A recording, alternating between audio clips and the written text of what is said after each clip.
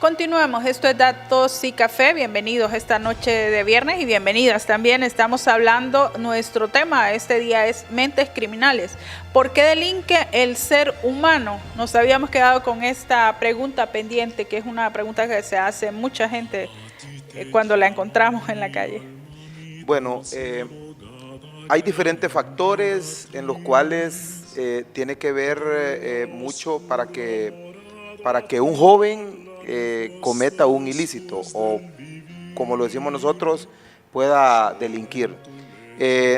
Si partimos desde el punto de vista social, nosotros vemos que ese joven ha ido arrastrando desde su haber un comportamiento disocial en el cual podemos expresar que es una imitación a lo que el padre está haciendo, y este padre a su vez, cuando ya tiene hijos y estos tienen hijos, se convierte en un abuelo, y que están viviendo en un sector territorial en el cual nunca se alejaron en su vida.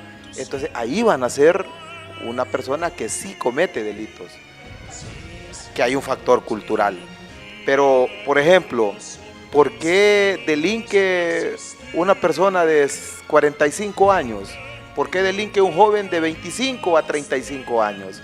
En la actualidad hemos ido observando que la ingesta de alcohol, la ingesta de drogas, la práctica de actos sexuales en grupos, la práctica de fiestas, no precisamente en discotecas, sino que se lleva ahora al hogar.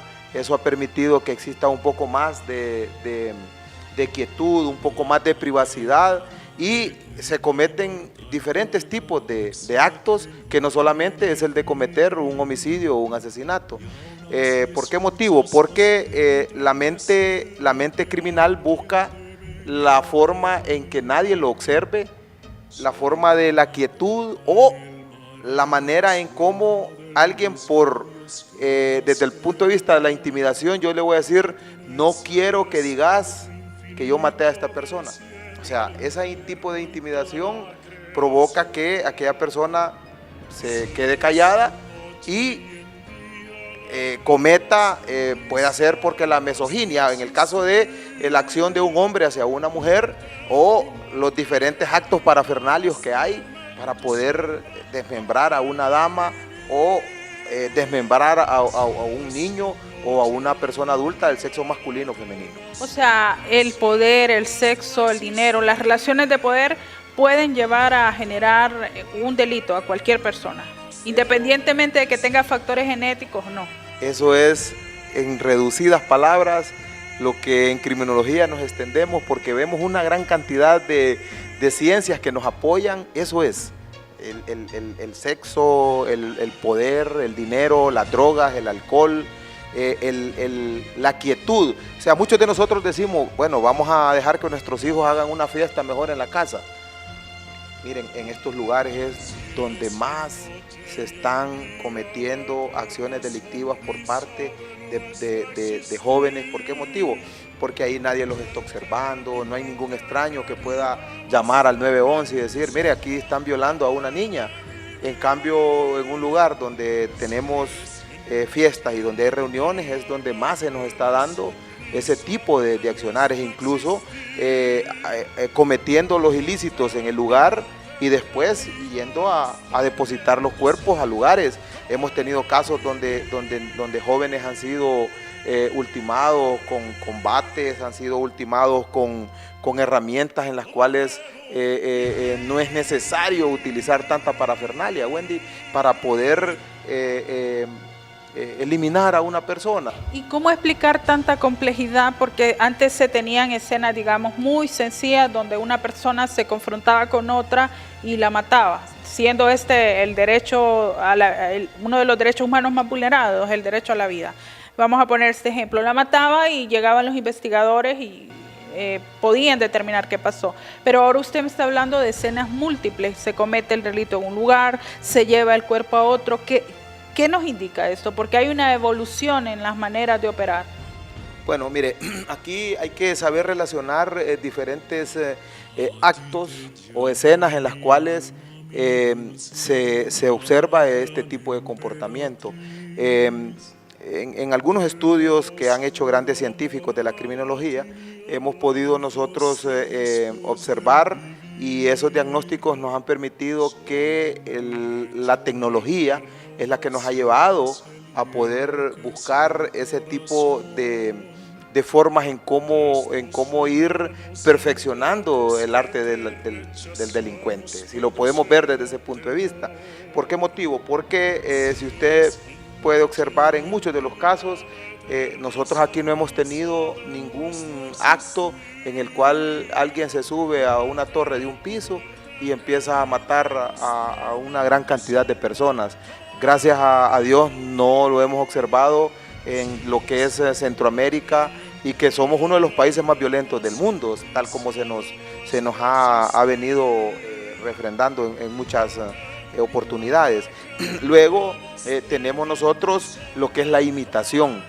Imitamos mucho a países violentos. O sea que aquí juegan un rol importante los medios para incentivar el comportamiento criminal. Los medios, si no pusieran tanta novela en la cual una joven, para poder llegar a tener vehículos, casas, lujos, se tiene que prostituir ante narcotraficantes, no es permitible que una madre deje que su hija de la noche a la mañana aparezca con unos senos voluminosos, con unas caderas tan protuberantes, y que empiece a saber que aquel color que tenía tan negro se lo fue quitando con crema nácar, que le llaman, pero que es algo tan caro que iba a ser tan difícil de poder comprarlo ellos mismos, porque son gente pobre. Entonces es aquí donde el padre de familia, que no se da cuenta del accionar de sus hijos, está observando un comportamiento inusual en ellos, como aquel que lleva su celular de última generación y que sabe que ni con el sueldo de él o de la mamá van a poder comprarle un aparato. O sea, hay por lo que usted me dice, hay un factor social, hay un factor cultural de control de comportamientos, y hay factores genéticos para que una persona pueda delinquir también. Mire, en cierta época del siglo pasado se trató de deslumbrar lo que eran los comportamientos genéticos por diferentes tipos de rasgos faciales que tenía el ser humano, específicamente en el sexo masculino. De repente, si yo tenía una protuberancia de mis pómulos, yo era un prominente asesino, o que si mi cuello era demasiado corto, iba yo a asesinar más mujeres, o que de repente el mentón era demasiado abultado, entonces yo tenía un rasgo en el cual iba a lastimar más a personas, y poco a poco se iba... Que eso lo decían los precursores de la criminología. Los precursores de la criminología lo trataron de poner desde un punto de vista, pero sí, por ejemplo, existen genéticamente estudios donde se ha ido viendo, por ejemplo, que en Estados Unidos existieron asesinos en serie que se descubrió que su padre y alguna generación de su familia también habían realizado ese tipo de actos, desmembrando a las personas y dejando cuerpos, ya que en los hallazgos que se hicieron a estas personas se encontraron cuerpos que hacía 20 o 30 años ya habían sido depositados ahí abajo en el piso de la casa donde ellos vivían. Entonces esta persona, una vez que ya había tenido ese comportamiento, se dio cuenta que la policía había descubierto no solo los cuerpos que él había enterrado, sino que sus familiares hacía 2, 3 décadas anteriormente. Entonces podríamos ir viendo que esta persona que cometió ese hecho, en esos estudios se pudo determinar que tenía una edad para que cuando pudo haber suscitado esos hechos era un niño, y que fue poco a poco formando sus genes, o traía ya en su gen la marca de ser un asesino serial, o él pudo observar que esas acciones se iban cometiendo y lo hizo aprendiendo en el lugar. En síntesis, una mente criminal puede ser producto de la cultura, de factores sociales, pero también tiene un fuerte componente genético esta conducta criminal. Mire, en muchos estudios se ha determinado que el comportamiento social es lo que permite hacer que nosotros aprendamos o imitemos lo que en otros países se hace. Por ejemplo, una estructura criminal, para poder determinar el miedo ante su territorio que está comandando, lo que hace es descuartizar a una persona, desmembrarla, colocarla ante los medios de comunicación para que pueda ser exhibido, y de esa manera él está marcando su territorio. Pero sí, en otros casos también hemos observado que en nuestro país existe, en Centroamérica, existe un caso del hermano de un expresidente, el cual todos sus familiares sabían que él tenía un trastorno mental, y que en su haber desde niño él agarraba a los pollitos, les arrancaba la cabeza, agarraba un gato, le quitaba todo lo que era el cuero y lo exhibía. Entonces sus familiares lo hicieron ver como que era un juego, como que era un simple animalito, pero poco a poco ellos se dieron cuenta que desaparecían personas, tenían ellos esa certeza de que podría tratarse de su familiar.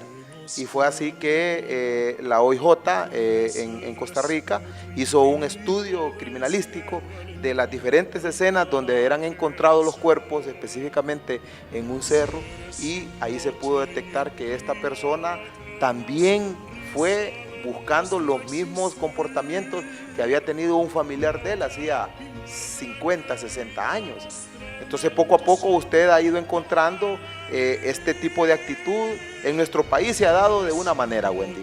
Por ejemplo, las famosas vendetas que hay en los diferentes lugares muy recónditos de nuestro país, donde por costumbre o por genética usted sabe que su papá, un ejemplo, no podemos dar nombre, pero por ejemplo el papá de esta persona era el matón del pueblo, y que luego vino el hijo y que entró con esa sucesión y fue el matón del pueblo.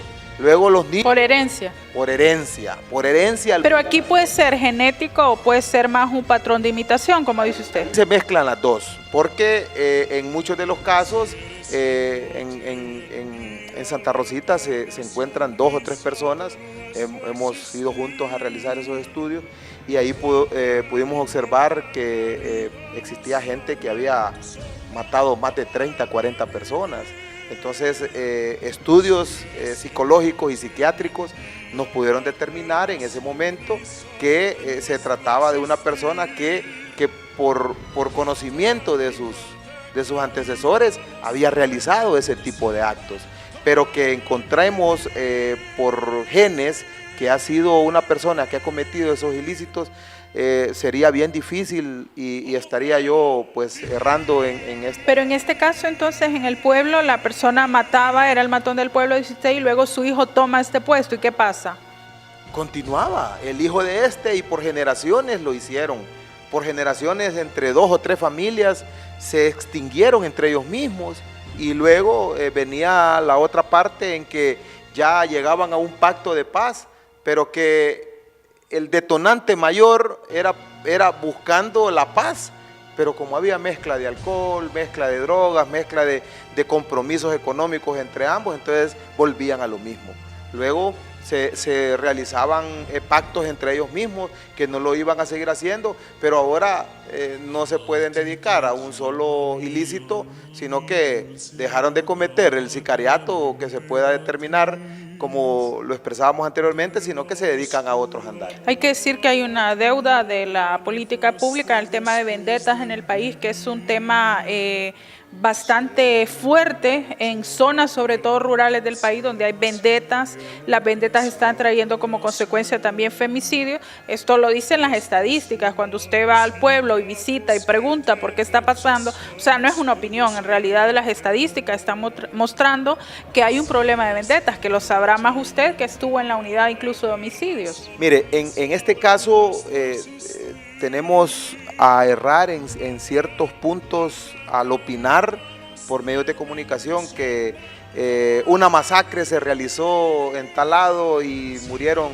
8 personas.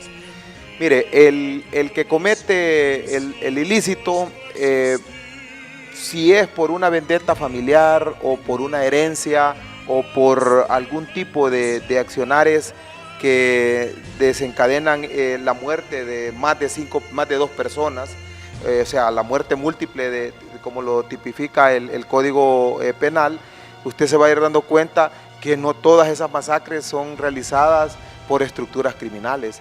De repente usted puede decir, el 2015 hubieron 94 masacres, pero hubieron 343 víctimas. Si usted se va a buscar a cada uno de esos casos, usted puede ver que fueron casi, o sin temor a equivocarme, más del 60% de esas masacres fueron producidas en la parte rural de nuestro país, donde las peleas de territorio, o sea, de tierra específicamente. A veces hasta por ganado hay conflictos.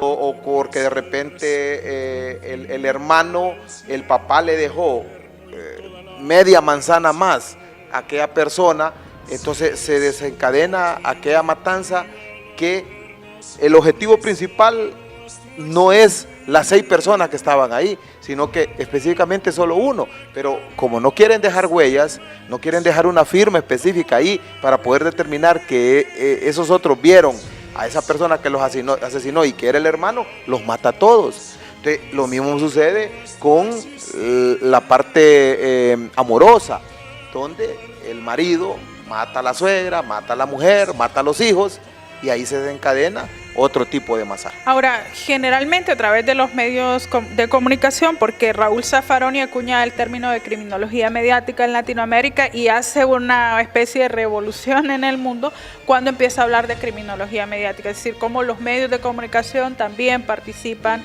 e influyen en todo el tema del comportamiento criminal.